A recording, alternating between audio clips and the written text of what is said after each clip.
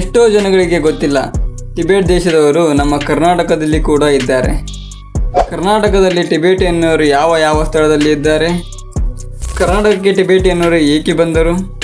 ಭಾರತ ಸರ್ಕಾರ ಟಿಬೆಟಿಯನ್ನರಿಗೆ ಒದಗಿಸಿದ ಆಶ್ರಯದ ಹಿಂದಿನ ರಹಸ್ಯವೇನು? ಟಿಬೆಟಿಯನ್ನರು ಟಿಬೆಟ್ ಬಿಟ್ಟು ಬರಲು ಕಾರಣವೇನು? ಇಂತಹದ್ದೇ ಹಲವು ವಿಷಯಗಳನ್ನು ನಾವು ತಿಳಿಯೋಣ ಬನ್ನಿ. ಅದಕ್ಕೂ ಮುಂಚೆ ನಮ್ಮ ಚಾನಲ್ಗೆ ಯಾರಾದರೂ ಹೊಸಬರಾಗಿದ್ದರೆ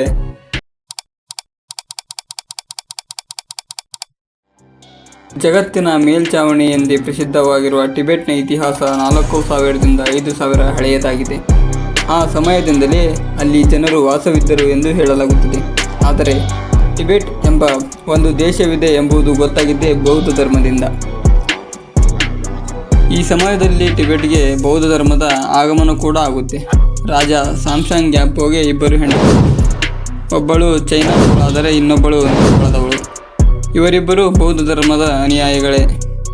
ಇವರುಗಳ ಪ್ರಭಾವದಿಂದಲೇ ಬೌದ್ಧ ಧರ್ಮವು ಟಿಬೆಟ್ನಲ್ಲಿ ಪ್ರಾರಂಭವಾಯಿತು ಎಂದು ಹೇಳಲಾಗುತ್ತದೆ.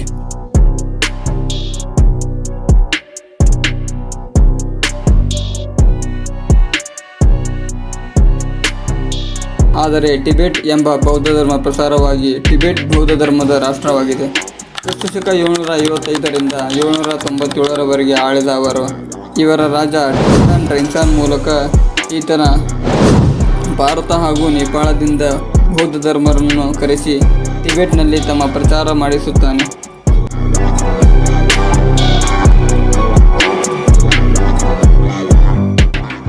ಅಕ್ಟೋಬರ್ 1950ರಲ್ಲಿ ಚೀನಾ ಟಿಬೆಟಿಯನ್ನನ್ನು ಬಲವಂತವಾಗಿ ವಶಪಡಿಸಿಕೊಂಡು ಅಲ್ಲಿಯ ದಮನಕಾರಿ ನೀತಿಯನ್ನು ಜಾರಿಗೆ ತಂದಿದ್ದರಿಂದಾಗಿ ಟಿಬೆಟಿಯನ್ನ ಆಧ್ಯಾತ್ಮಿಕ ದಲೈ ಲಾಮಾ ಅವರು ಭಾರತದಲ್ಲಿ ಆಶ್ರಯ ಪಡೆದ ನಂತರ ಸಾವಿರಾರು ಟಿಬೆಟಿಯನ್ನರು ಅವರನ್ನು ಹಿಂಬಾಲಿಸಿದರು. ಚೀನಾ ಟಿಬೆಟಿಯನ್ನನ್ನು ಹೇಗೆ ವಶಪಡಿಸಿಕೊಂಡಿತು? 1949ರಲ್ಲಿ ಕಮ್ಯುನಿಸ್ಟ್ ಪಕ್ಷವು ಚೀನಾದಲ್ಲಿ ಅಧಿಕಾರಕ್ಕೆ ಬಂದ ನಂತರ ಅದು ಟಿಬೆಟಿಯನ್ನನ್ನು ತನ್ನ ಭೂಪ್ರದೇಶದ ಭಾಗವಾಗಿ ಪ್ರತಿಪಾದಿಸಿತು. ಚೀನಾದ ಪೀಪಲ್ಸ್ ಲಿಬರೇಷನ್ ಆರ್ಮಿ ಟಿಬೆಟ್ಗೆ ನುಗ್ಗಿ ಟಿಬೆಟಿಯನ್ ಸೈನ್ಯವನ್ನು ಸೋಲಿಸಿ ಚಾವ್ಡೋ ಪಟ್ಟಣವನ್ನು ವಶಪಡಿಸಿಕೊಂಡಿತು. 17 ಅಂಶಗಳನ್ನು ಒಪ್ಪದ ಟಿಬೆಟಿಯನ್ನರನ್ನು 1951ರಲ್ಲಿ ಮಿಲಿಟರಿ ಒತ್ತಡದ ನಂತರ ಟಿಬೆಟಿಯನ್ ಪ್ರತಿನಿಧಿಗಳು ಮೇ 1951ರಲ್ಲಿ ಬೀಜಿಂಗ್ನಲ್ಲಿ ಟಿಬೆಟಿಯನ್ ಶಾಂತಿಯುತ ವಿಮೋಚನೆಯ ಕೇಂದ್ರ ಸರ್ಕಾರದ ಮತ್ತು ಸ್ಥಳೀಯ ಸರ್ಕಾರದ ಒಪ್ಪಂದದ ಮೇರೆಗೆ ಸಹಿ ಹಾಕಿತು. ಈ ಒಪ್ಪಂದವು ಟಿಬೆಟಿಯನ್ನ ಆಂತರಿಕ ವ್ಯವಹಾರಗಳಲ್ಲಿ ಹಸ್ತಕ್ಷೇಪ ಮಾಡದಿರುವ ಭರವಸೆಯೊಂದಿಗೆ ಟಿಬೆಟಿಯನ್ ಅನ್ನು ಚೀನಾದ ಸಾರ್ವಭೌಮತ್ವಕ್ಕೆ ಒಳಪಡಿಸಿತು. ಆದರೆ ಚೀನಾ ಶೀಘ್ರದಲ್ಲೇ ಈ ಭರವಸೆಯನ್ನು ಉಲ್ಲಂಘಿಸಲು ಪ್ರಾರಂಭವಾಯಿತು.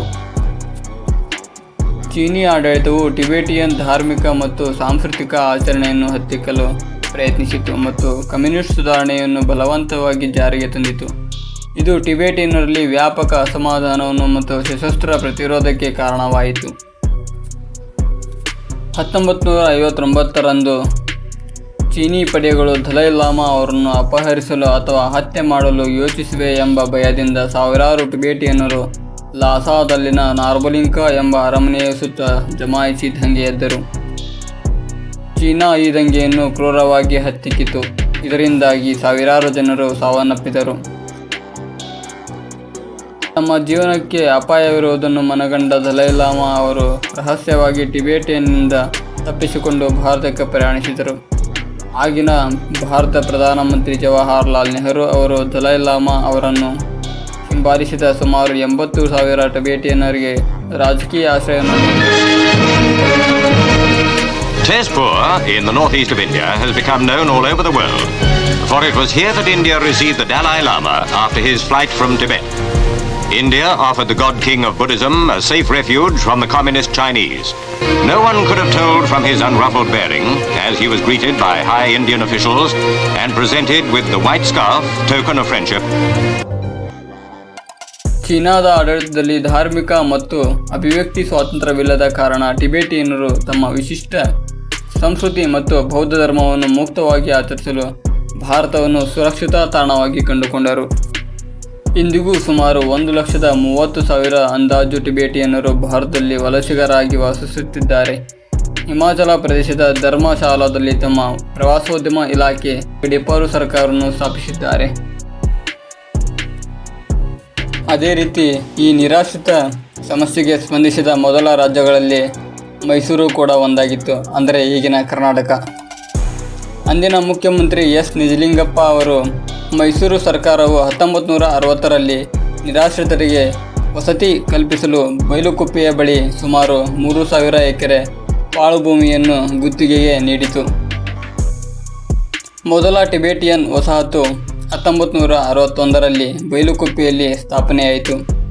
ನಂತರ ವರ್ಷಗಳಲ್ಲಿ 1969ರಲ್ಲಿ ಡಿಕ್ಕಿ ಲಾರ್ಸೋ, 1970ರ ದಶಕದ ಮಧ್ಯಭಾಗದಲ್ಲಿ ಮುಂಡಗೋಡ್, ಹುಣಸೂರು ಮತ್ತು ಕೊಳ್ಳೇಗಾಲ ಬಳಿ ಇರುವ ವಸಾಹತುಗಳು ಸ್ಥಾಪನೆಯಾದವು. ಆರಂಭದಲ್ಲಿ ನಿರಾಶ್ರಿತರು ದಟ್ಟವಾದ ಕಾಡುಗಳನ್ನು ಕೃಷಿ ಭೂಮಿಗಳಾಗಿ ಪರಿವರ್ತಿಸಲು ಮತ್ತು ಹೊಸ ಹವಾಮಾನಕ್ಕೆ ಹೊಂದಿಕೊಳ್ಳುವಲ್ಲಿ ಅನೇಕ ಕಷ್ಟಗಳನ್ನು ಎದುರಿಸಿದರು. ಆದರೆ ಭಾರತ ಸರ್ಕಾರ ಮತ್ತು ವಿವಿಧ ನೆರವು ಸಂಸ್ಥೆಗಳ ಸಹಾಯದಿಂದ ಅವರು ಸಮುದಾಯವನ್ನು ಯಶಸ್ವಿಯಾಗಿ ನಿರ್ಮಿಸಿದರು. ಕರ್ನಾಟಕವು ಭಾರತದಲ್ಲಿ ಅತಿ ಹೆಚ್ಚು ಟಿಬೆಟಿಯನ್ ನಿರಾಶ್ರಿತ ಜನಸಂಖ್ಯೆಯನ್ನು ಹೊಂದಿರುವ ರಾಜ್ಯವಾಗಿದೆ ಮತ್ತು ಈ ವಸಾಹತುಗಳು ಟಿಬೆಟಿಯನ್ ಸಂಸ್ಕೃತಿ ಮತ್ತು ಬೌದ್ಧ ಧರ್ಮದ ಪ್ರಮುಖ ಕೇಂದ್ರಗಳಾಗಿವೆ. ಈ ವಿಡಿಯೋ ನಿಮಗೆ ಇಷ್ಟವಾದಲ್ಲಿ ಅಥವಾ ಈ ವಿಡಿಯೋದಿಂದ ನೀವು ಏನಾದರೂ ಸ್ವಲ್ಪ ತಿಳಿದುಕೊಂಡಿದ್ದರೆ ನಿಮ್ಮ ಫ್ರೆಂಡ್ಸ್ ಆ್ಯಂಡ್ ಫ್ಯಾಮಿಲಿಗೆ ಶೇರ್ ಮಾಡಿ.